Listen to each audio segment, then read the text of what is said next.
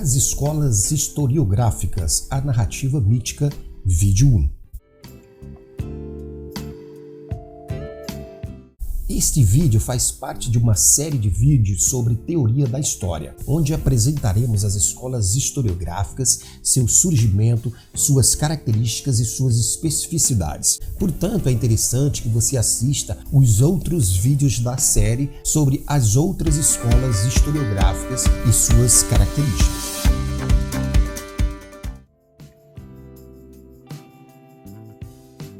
Nesse vídeo, nós temos como objetivo geral destacar as características da história escrita nas sociedades primitivas de crença mítica, como se deu a escrita da história nas primeiras civilizações de crença mitológica, como podemos definir a historiografia mitológica. Espero que vocês gostem, dê um like, se inscreva no canal, faça um comentário e vamos para o vídeo. O que é história? É um termo originado do vocábulo grego histori, que tem como conceito a ideia de investigação, ou seja, do entendimento vindo por meio da pesquisa. O primeiro historiador, Heródoto, antigo historiador grego, é considerado o pai da história. Foi ele quem desenvolveu os primeiros estudos com algum método mais sistematizado, onde ele vai se afastar da narrativa ou elementos mitológicos para uma escrita histórica mais ligada ao contexto material, ao contexto político, social, econômico e cultural, subtraindo dela elementos míticos, crendices, superstições e elementos da religião. Portanto, ele vai ser considerado o primeiro historiador, o pai da história. O que é historiografia? Historiografia é o estudo de como a história é escrita. Como nossa compreensão muda com o tempo, esse estudo considera as abordagens usadas pelos historiadores e procura entender como e por que suas teorias e interpretações diferem. Assim, o desenrolar da historiografia. Enquanto o passado em si nunca muda, a escrita da história está sempre evoluindo. Novos historiadores exploram e interpretam o passado. Eles desenvolvem novas teorias e novas conclusões, que podem mudar a maneira como entendemos o passado. Portanto, a historiografia reconhece e discute esse processo de mudança. Ou seja, toda vez que um historiador vai olhar para o passado para produzir uma narrativa sobre esse passado, essa narrativa ela é influenciada pelo tempo em que vive aquele historiador, pela metodologia que aquele historiador escolheu, pela forma que aquele historiador produz, pelos métodos que ele utiliza e pelos objetos de pesquisa que ele se interessa.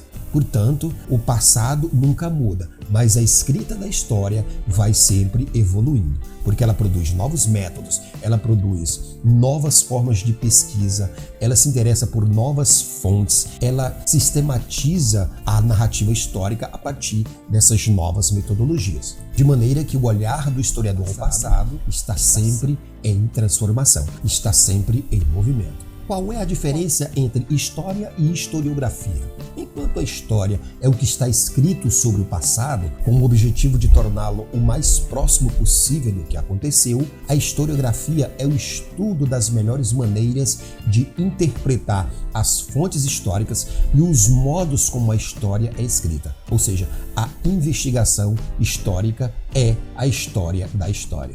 Ou seja, a história é o que está escrito sobre o passado e a historiografia é o estudo de como essa escrita se deu. Portanto, para entender a historiografia, é preciso primeiro ter a noção de que a compreensão do passado não está imune a críticas, desafios ou revisões. Dois conceitos também são importantes de serem compreendidos: fatos históricos e história. O que é um fato histórico? São situações apresentadas conclusivamente por evidências e aceitas como verdadeiras. Já a história é o estudo humano, é a interpretação desses fatos históricos, dessas situações passadas. Como, por exemplo, a Revolução Francesa, a Segunda Guerra Mundial, São fatos históricos que não podem ser negados, porque as evidências estão aí. Elas comprovam a ocorrência desses fatos. Já a história não. A história é uma interpretação desses fatos.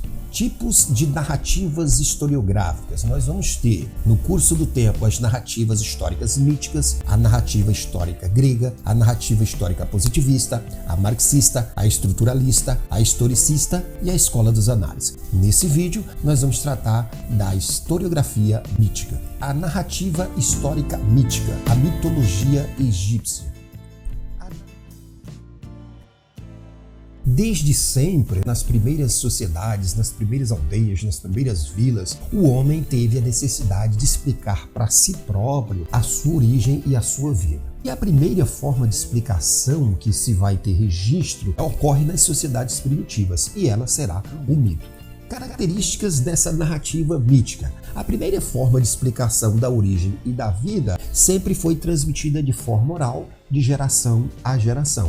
Então nós vamos ter aqui uma transmissão oral de conhecimentos práticos, explicações mágicas e explicações religiosas sobre a vida, sobre a realidade. Mais na frente, com o surgimento da filosofia, essa explicação sobre a realidade, ela vai mudando. Ela vai avançando para outras formas de explicação. Mas nas primeiras sociedades, nas sociedades primitivas, a explicação da realidade se dará através do conhecimento mítico. Essa narrativa mítica, ela vai explicar a realidade para os seus contemporâneos, sempre com uma história com personagens sobrenaturais, por exemplo, os deuses, os heróis. E nos mitos, os homens são objetos passivos diante da ação dos deuses, pois são eles os criadores do cosmos, da natureza e do próprio homem. Os mitos contam, em geral, a história da criação, do início do mundo, do início da vida, e é sempre uma narrativa sagrada. O tempo sagrado do mito. Na explicação mítica, o tempo sempre é sagrado. É um passado muito remoto, onde eles não preferem datá-lo, porque não sabem quando se deu. Referem-se a ele como um princípio de todas as coisas. Os fatos mitológicos são narrados um após o outro, formando uma sequência temporal. É um pseudo-tempo, né? Porque não é um tempo real. Não há uma data relativa a nenhuma realidade concreta. Daí o mito mostra o eterno retorno, a repetição infinita. É um tempo circular, não linear. Assim, os fatos mitológicos são narrados um após o outro, formando uma sequência temporal, onde o mito mostra um eterno retorno, uma repetição infinita. É um tempo circular, não linear. O mito na criação das sociedades primitivas. Em geral, o mito é visto como um exemplo, um modelo para outras realidades. É sempre aplicado a realidades concretas. Existem inúmeros mitos sobre a criação do mundo, mitos cósmicos, que são vistos como exemplos de toda a situação criadora. Nestes, as sociedades são originadas geralmente de alguma luta entre certas divindades. O mito das primeiras sociedades complexas. Entre o século IV e III a.C., sociedades mais complexas com escrita, governo centralizado e sociedade hierarquizada produziram fontes históricas mais remotas, como os anais religiosos. O que seriam esses anais religiosos encontrados nessas primeiras sociedades complexas? Seriam as listas feitas por sacerdotes e as cerimônias religiosas. No geral, esse governo baseado no mito é monárquico, tem origem divina, os reis são representantes dos deuses e tudo eles decidem, e seus atos são registrados em anais. Um exemplo, a civilização mesopotâmica e a civilização egípcia, onde os reis ou eram o deus encarnado, como no Egito, o faraó, ou eram os representantes dos deuses na terra, como os reis mesopotâmicos. As civilizações egípcia e mesopotâmica, como eu disse anteriormente, são as duas mais importantes na antiguidade oriental. Essas duas civilizações tiveram contato com dois mitos da origem do mundo que foram muito significativos para ambas. Esses dois mitos explicam para essas civilizações a origem divina dos homens, a ideia sempre ligada à ideia de renascimento, pois havia a questão da reencarnação no Egito Antigo, porque eles entendiam que era a morte de um deus e o seu renascimento que trazem o aparecimento da vida, da natureza e dos homens. Portanto, toda a produção historiográfica desse período vai apresentar essas crendices, superstições, elementos do mítico, das crenças desses povos, tanto dos egípcios quanto dos mesopotâmicos. Portanto, toda a narrativa histórica que foi encontrada nas fontes dessas duas civilizações trará nelas essa visão de mundo.